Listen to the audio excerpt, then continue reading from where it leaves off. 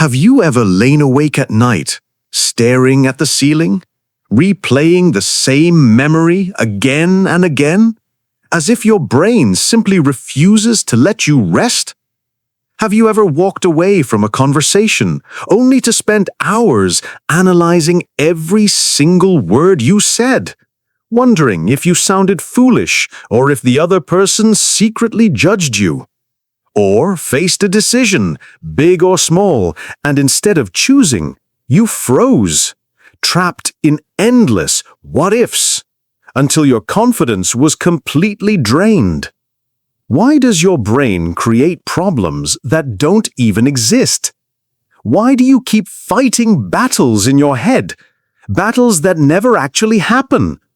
And why, after thinking so much, do you feel more exhausted, not more clear? This invisible habit has a name: overthinking, the silent killer of peace. It does not break bones, it does not leave scars, but silently it drains your joy, your clarity, and your ability to live in the present moment. And in this documentary, we are going to uncover the hidden truth behind overthinking, why it happens, how it destroys your peace, and most importantly, how you can finally break free.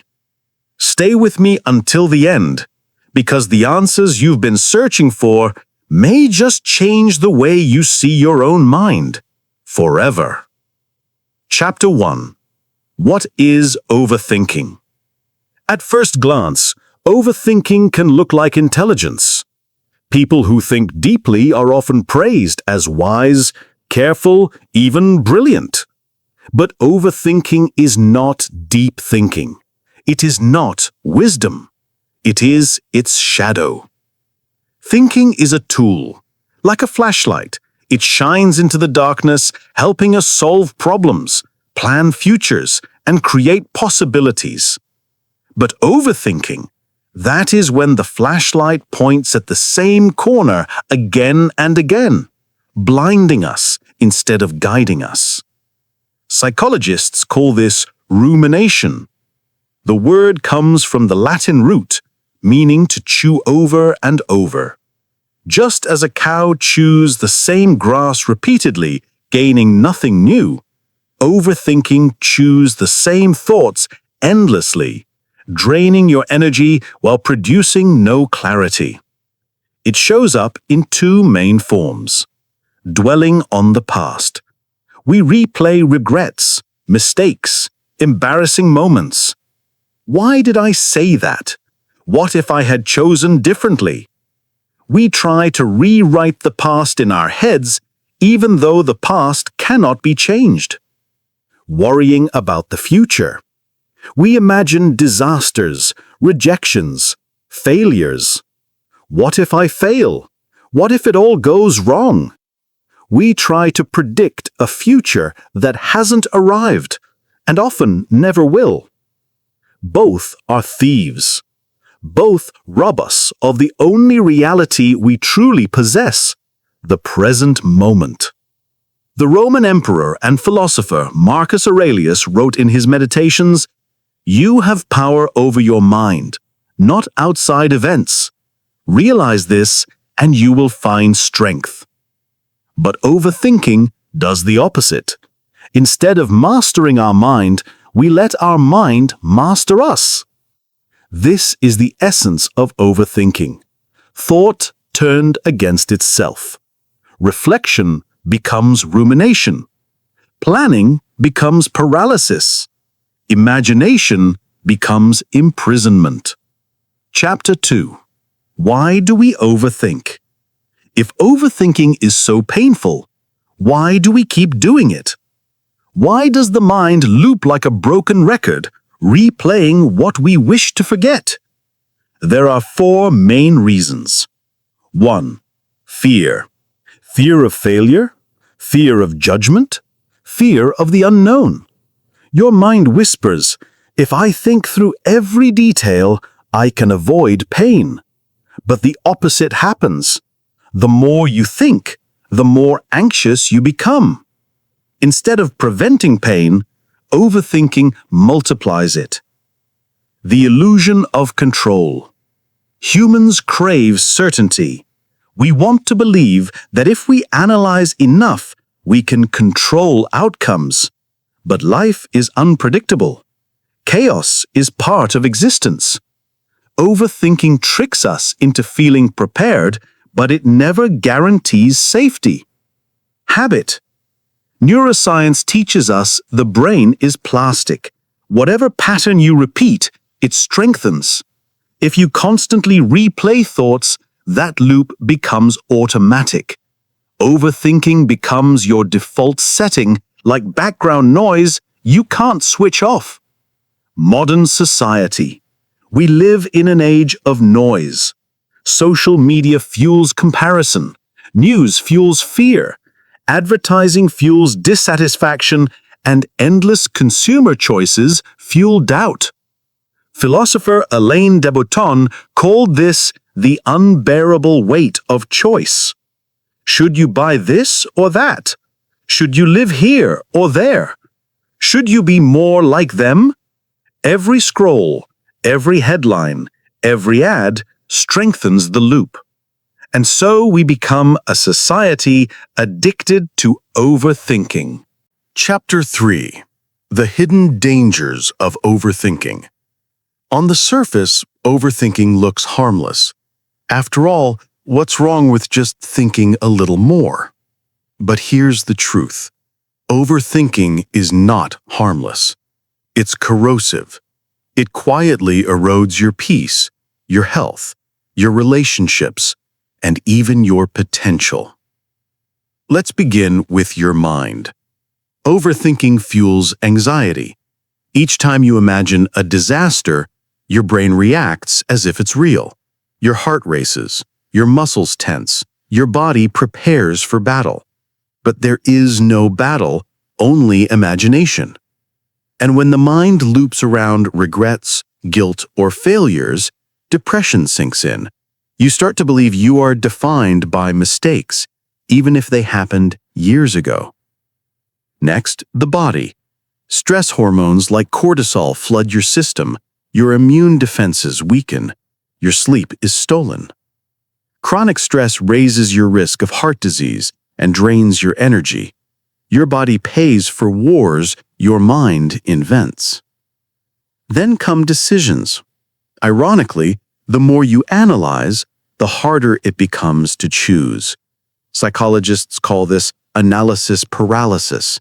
Instead of acting, you hesitate. Instead of moving forward, you replay. Hours pass. Opportunities vanish. Confidence dies. And relationships, they suffer too. Overthinking poisons love and friendship. You replay texts. You overanalyze words. You assume betrayal where none exists. Instead of speaking openly, you hold back. Instead of connecting, you withdraw. In the end, overthinking doesn't just make you anxious, it makes you lonely. But perhaps the greatest cost is invisible. It's the life you never live. The business never started. The book never written. The love never expressed. The art never created. Seneca, the Stoic philosopher, warned us, "It is not that we have a short time to live, but that we waste a lot of it." Overthinking doesn't just waste minutes. It wastes years. It wastes lives. Chapter 4. Philosophical Insights on Overthinking. The restless mind is not a modern problem. For thousands of years, philosophers have wrestled with the dangers of thought run wild. Marcus Aurelius, the Stoic emperor, Marcus Aurelius ruled an empire under siege. He faced betrayal, war, and constant threats. Yet he wrote in his meditations, "You have power over your mind, not outside events. Realize this, and you will find strength." Overthinking is the opposite of this wisdom. It hands over your power. It lets imagined disasters rule your inner world. Seneca, the teacher of peace. Seneca observed, "We suffer more in imagination than in reality." And this is the very definition of overthinking. We don't just suffer once from reality, we suffer twice from imagination. Nietzsche, the paralysis of doubt. Friedrich Nietzsche declared, "He who has a why to live can bear almost any how." But overthinking blinds us to our why. Purpose drowns under endless what-ifs, and without purpose, even the smallest challenges feel unbearable. Kierkegaard, the leap of faith. Søren Kierkegaard believed that true life requires a leap, a step into uncertainty, into risk, into decision. Without that leap, we remain paralyzed. And that paralysis is overthinking. It is standing at the edge forever, staring into possibility, while life passes by. Carl Jung, the shadow of the mind. Carl Jung warned that until you make the unconscious conscious, it will direct your life, and you will call it fate. Overthinking is often the unconscious in disguise. It's the voice of hidden fears, old wounds, unresolved conflicts replaying endlessly. Until we face them, the loop continues. Philosophy's verdict. From Marcus to Seneca, from Nietzsche to Kierkegaard, from Jung to the modern age, the verdict is the same. Overthinking is not wisdom. It is the opposite of living. Wisdom acts. Wisdom accepts imperfection. Wisdom moves forward. The mind will always want to wander. But peace comes not from endless thought, but from knowing when to stop. Chapter 5. Psychological Insights on Overthinking. Philosophy gave us wisdom. Now, psychology and neuroscience explain why our brains fall into the trap of overthinking. Reflection versus rumination. Not all thinking is bad. Reflection is healthy. It asks, "What can I learn?" and leads to growth. But rumination is toxic. It asks, "Why am I like this?" again and again without moving forward. Reflection solves. Rumination suffocates. Cognitive behavioral therapy. Thoughts are not facts. One of the most important lessons of psychology is this: thoughts are not facts. But when you overthink, you treat every thought as truth. CBT teaches you to pause and question. Is this thought real or just fear? What evidence do I actually have? Am I imagining a disaster that doesn't exist? By challenging thoughts, you weaken their grip. Decision fatigue. Ever felt exhausted by small choices, what to eat, what to wear? That's decision fatigue. Willpower is limited. The more choices you analyze, the weaker your mental energy becomes. Overthinking drains this energy faster than anything else. This is why Steve Jobs wore the same clothes every day, not because he lacked creativity, but because he saved energy for what truly mattered. Neuroscience. The default mode network. Brain scans reveal a hidden culprit, the default mode network. When this network is overactive, your mind drifts into past regrets and future fears. That's the loop of overthinking. But mindfulness and focused work quiet this network. When you're present, writing, creating, walking, meditating, the loop weakens. The paradox of choice. Psychologist Barry Schwartz proved something fascinating. The more options you have, the less happy you feel. Because too many choices lead to doubt. Did I pick the right one?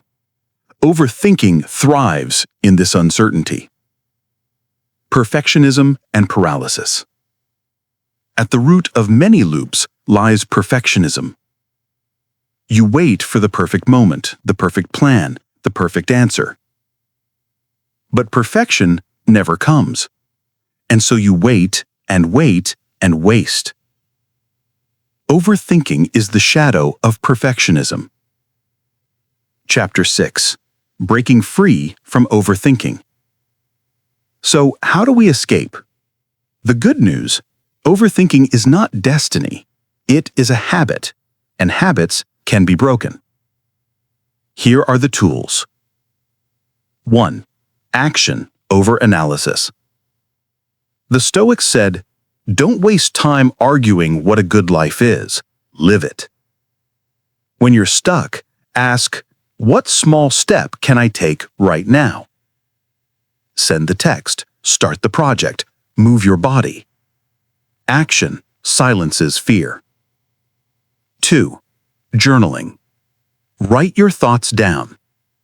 When worries live on paper, they lose power in your head. 10 minutes of journaling each night can save hours of rumination. 3. Scheduled worry. Give yourself 15 minutes a day to worry. Outside that time, when anxiety comes, tell yourself, "Not now, later." This trains your brain to contain the storm. 4. Mindfulness and meditation. Sit, breathe, notice your thoughts. Let them pass like clouds. You'll see you are not your thoughts. You are the sky. 5. Digital detox and selective ignorance. Most overthinking is fueled by noise, scrolling, news, endless opinions. Epictetus said, "If you wish to improve, be content to appear ignorant in extraneous matters." Not everything deserves your attention. Peace requires less input. 6. Embrace imperfection. Perfection is impossible. Progress is real. Nietzsche said, "Become who you are."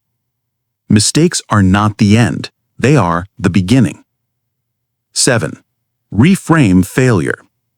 Edison said, "I have not failed. I've just found 10,000 ways that won't work." Failure is feedback, nothing more. Reframe it, and fear fades. 8. Small habits, big change. Don't try to break the cycle overnight. Replace it with daily habits.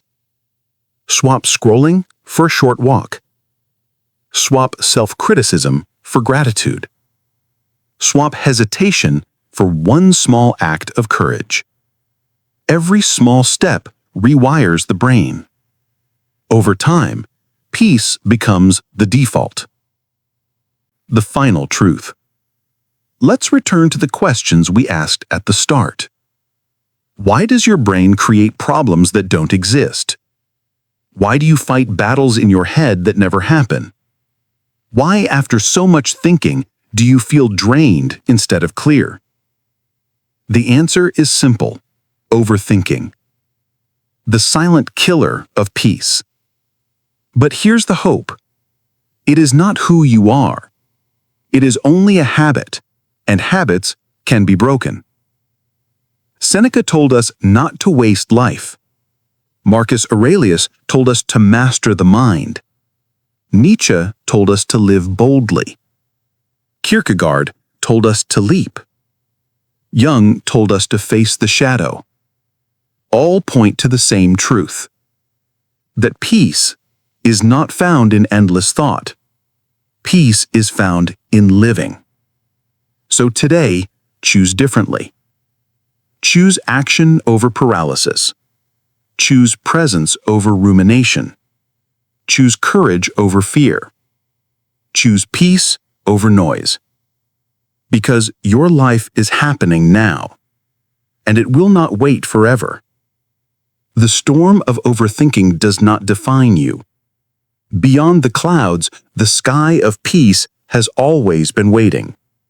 All you have to do is step into it.